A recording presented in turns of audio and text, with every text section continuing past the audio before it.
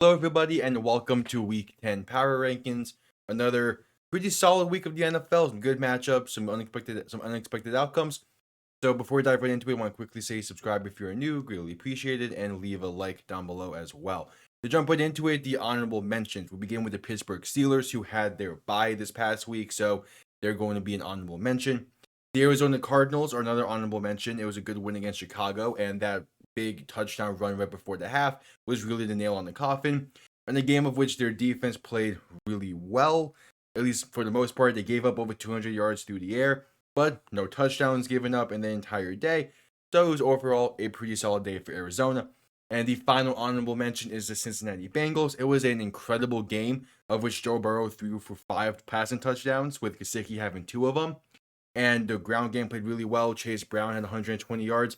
My big thing is it was against the Raiders. I want to see him do it against a really higher quality team, similar to my gripes with the Eagles the previous week. But yeah, I do have the Bengals as an honorable mention. All right, to kick things off at number 10, we have the Houston Texans. That was a very, very bad loss for Houston on Thursday Night Football against the Jets. And I mean, through one half of play, they played solid. They were pitching a shutout. The offense got a score. It was overall a solid game just looking at that first half. But then the second half came, and that saw Aaron Rodgers throwing for 3 touchdowns. And overall on the day, Brees Hall had 75 yards. Like, it was an okay game. Even the offense did it would be relatively enough for this kind of Houston team. CJ Stroud had just about 200 yards on the day. Joe Mixon had just over 100 yards on the ground. And it's just they couldn't finish they couldn't finish their drives in this one, and that caused the loss. Again, they were banged up, so I'm not fully putting it on them. Missing Stephon Diggs and Nico Collins definitely does hurt the Texans' offensive production. But still, the Jets were not playing great football. It's just Houston were not able to finish their drives, and the defense fell apart in the second half. So they come in at number 10. Number 9 is the Los Angeles Chargers. It was a quality game against Cleveland, and it definitely felt like that it was a game that really does showcase more about what this new Chargers team is and the new style of play, being primarily focused on the ground, in part because J.K. Dobbins had 2 rushing touchdowns with a total of 85 yards. But even then, Justin Herbert still passed the ball really well, 282 yards and 2 touchdowns on the day for him. It was a great day against Cleveland, who were brought back down to earth. The main thing is, yeah, you hold Cleveland to 10 points, but still, Jameis Winston had a pretty solid day through the air with 235 and a touchdown. Although, again, that touchdown was in garbage time. Nick Chubb only had just about 40 yards on the ground, so that was a great job by that Chargers ground defense. And again, this new look Chargers team that Harbaugh brought in has been working decently well this season. It's going to take probably this season to truly get those wrinkles figured out, but for the most part, I like how the Chargers have been playing, so they come in at number 9. Number 8 is the Green Bay Packers, and even with that loss to the Lions, the Packers still played okay. They played decently well on the grand scheme of things. And the main reason why I'm saying that is because they were able to slow down this Lions offense really effectively. Jared Goff only threw for 145. The ground game totaled for 124. The main thing is just as the offense didn't perform nearly as well as you kind of hoped they would perform. And yes, it was a crappy weather day for certain over in Lambeau. But even then, Jordan Love threw 23 completions on 29 attempts for just about 275 yards. The main thing was his interception that he threw, which was not a great decision to throw that ball, even with it being a screen pass. But yeah, that ended up being a pick six. And just in general, like again, the Packers had a quality game. Josh Jacobs, 100 yards on the ground, just about. And again, the defense playing well. McManus did miss a kick, but that and didn't end up mattering in the end. Again, it's just this Packers defense has been playing well all season. All season, it was one of the weaker points last season. And again, this season, they're looking better and better. So, Packers, even with the loss, come in at number 8. Number 7 is the Atlanta Falcons. They got a nice win against the Cowboys, with Kirk Cousins playing really well, throwing for 3 touchdowns and 222 yards.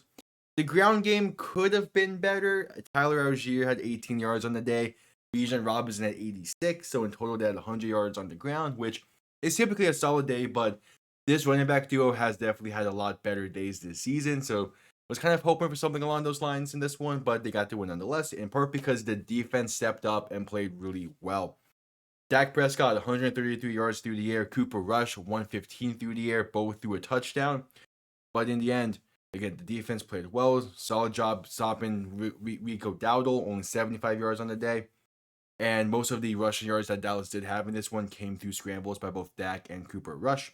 And even the special teams made a play on that nearly picking off a fake punt, which put Atlanta at the plus 37, and it was a touchdown drive from there. And the Falcons are starting to find this groove amongst the team, and I like what I'm seeing from them. Just need to see games like this be a wider margin for the quality of team that they clearly are. But it was still a solid showing against Dallas. It's just need a little bit more, particularly from that ground game, and I feel like it would be an even better showing. So the Falcons come in at number 7. Number 6 is the Philadelphia Eagles. That was a solid win against Jacksonville. It wasn't a great win, but it was a win nonetheless, and it did kind of show similar aspects in this game compared to the game against Cincy last week. Jalen Hurts threw for 230 yards and 2 touchdowns, even had one on the ground. Saquon, 160 yards and a touchdown on the ground. His game this week was emphasized by that backwards hurdle he had. It was a great play. And the offense, again, played decently well. Probably would have liked to see a little bit more out of it, but at the same time, I mean, I'm happy with 230 through the air, 2 touchdowns, and then 2 touchdowns on the ground with 160 plus yards. The defense played well-ish. They picked off Trevor Lawrence twice, and he only threw for about 170 yards. And the ground game played well, only holding Jacksonville to a total of 60. But at the end of the day, this was still a one-score game, and I would have liked to see Philly win this by two possessions. But it's still a win nonetheless, and they got at this point, Philly's looking to just build off these wins and try to catch up to Washington, and they're doing a good job with that. So they come in at number 6. Number 5 is the Minnesota Vikings. They broke their little 2-game skid that they had there with a decent enough win against the Colts on Sunday Night Football. It was, though, pretty ugly. Sam Darnold threw for 2 interceptions, but at the same time, he threw for 290 yards and 3 touchdowns. So pick your poison there.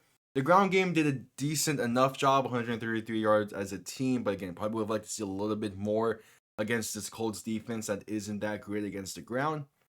And the defense has been a bright spot for Minnesota this entire season, has been a reason why they have won as many games as they have at points. And they had another solid day as well in this one. They picked off Flacco once, hold him to just about 180 through the air, and 68 yards as a team through the ground. And the defense didn't give up a single touchdown in this one. The only Colts touchdown came through their defense. But there's definitely signs of the magic wearing off in Minnesota. The question is, how long can they stretch this magic out? We'll see. But for now, they're still playing some solid football. They're still winning games. So I'm going to have them at number 5. Number 4 was the Buffalo Bills, and that game was a little bit too close for comfort for Buffalo, but that's the nature of these divisional classes. The Bills' offense really stepped up after going 3 and out the opening drive, and plus that weird interception. For the most part, the Bills' offense played really well this game, with Josh Allen having Josh Allen like game against Miami. But the big thing was Buffalo's defense did not live up to the same standard. It didn't play nearly as well. Again, this game came down to a Tyler Bass 61-yard field goal, which was a new career long. And gotta admit, that was pretty impressive. But again, the defense. Tua, only 3 incompletions on the day with 2 touchdowns. It was a great day for Tua to have against Buffalo. As again, Buffalo has been a real thorn in Miami's side the past few years. So a game like this probably felt good to have. And then the ground defense for Buffalo was non-existent today, unlike how they played against Seattle the previous week. Miami totaled just about 150 yards on the ground with a touchdown as well. Devon Achane was really the main focal point of Miami's offense. He had 1 receiving touchdown, 1 passing touchdown. And kind of didn't expect this out of Buffalo's defense, who played Seattle so well. And then Miami comes in, and they had a really, really good day. The big thing is that fumble that Buffalo's defense forced right out of the first half. And that was a big fumble forced by Buffalo's defense. That basically won them the game in the end, as this was a game that was purely focused on not having wasted possessions. That fumble was a wasted possession by Miami that they couldn't afford to have at that point. So Buffalo escapes with the win again, thanks to the 61-yard field goal. It was an impressive kick, and Buffalo comes in at number 4. Number 3 is the Washington Commanders, and they got the win, but it was definitely a lot closer of a game than I expected. But all that matters is you got the win, and again, a divisional clash, the games are typically going to be closer nonetheless. Jaden Daniels threw for just over 200 yards and 2 touchdowns in this one, and a team total of 150 yards on the ground, with Austin Eckler having that one rushing touchdown that looked impressive, but you realize it was only from like a yard out. So it was definitely a all-around decent performance by the offense. They played well.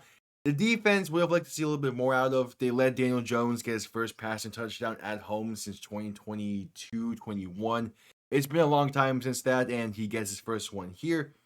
And also just about 175 yards through the air as well. The ground defense was rough. They gave up 164 yards total on the ground, with Daniel Jones having a rushing touchdown. So again, I would have liked to see Washington dominate this game a bit more, but they still got a nice win in the divisional clash. Is at the top of the NFC still, and they're still playing well and winning in different ways. So yeah, they're gonna come in at number 3. Coming in at number 2 is the Kansas City Chiefs. And that was a really tight game against Tampa, a game that I did expect KC to lose. This game went to overtime, and it was a great game by Kansas City's offense. This was really the type of game that KC has been waiting for from their offense. Mahomes, 290 yards through the air with 3 touchdowns. Kareem Hunt, 100 yards on the ground with a touchdown, including the game winner.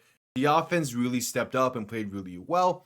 There was a little bit of a scare there with Mahomes' ankle injury, but he was fine. He does a great job of being able to play through these injuries. He did this in the playoffs a few years ago.